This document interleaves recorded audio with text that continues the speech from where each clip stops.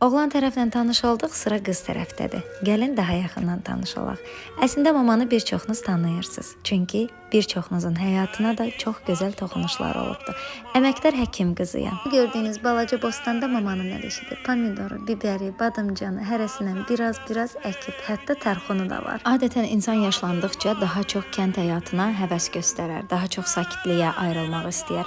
Amma mamada bu həvəs hələ hey cavanlıqdandır, Sabirabadda yaşadıqları Köhnə dövrdə. şəkillər əlimizə düşdükcə hər dəfə mamanı sorğu-sual eləyərdik. O da çox böyük həvəslə əkindən, bağından, bağatından bizə danışardı. Düşünürəm ki, artıq fərqinə vardınız. Qız tərəfi çox da kamera önündə olmağı sevmir. Bir içlərində kamera ilə ulduzları barışan mənəm, nə əcəbsə.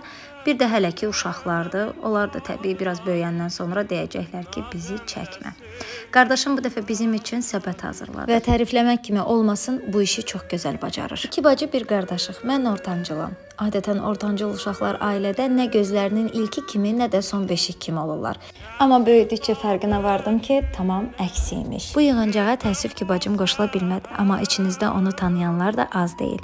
Gələn dəfə isə mütləq onunla da sizi tanış eləyəcəm. Artıq səbətimiz də hazırdır. Son toxunuş olaraq mamanın hazırladığı turşudan da üzərinə çəkilib 5-10 dəqiqə təndirdə saxlanılandan sonra bax beləcə servis edildi. Həyatımızda növbəti bir günün və növbəti bir videonun bax beləcə sonuna gəldik, çatdıq. Ümid edirəm bu dəfə də bəyənəcəksiniz və burada çalışıb əks etdirdiyim obrazlarıma da ad qoya biləcəksiniz. Növbəti videolarda görüşənədək.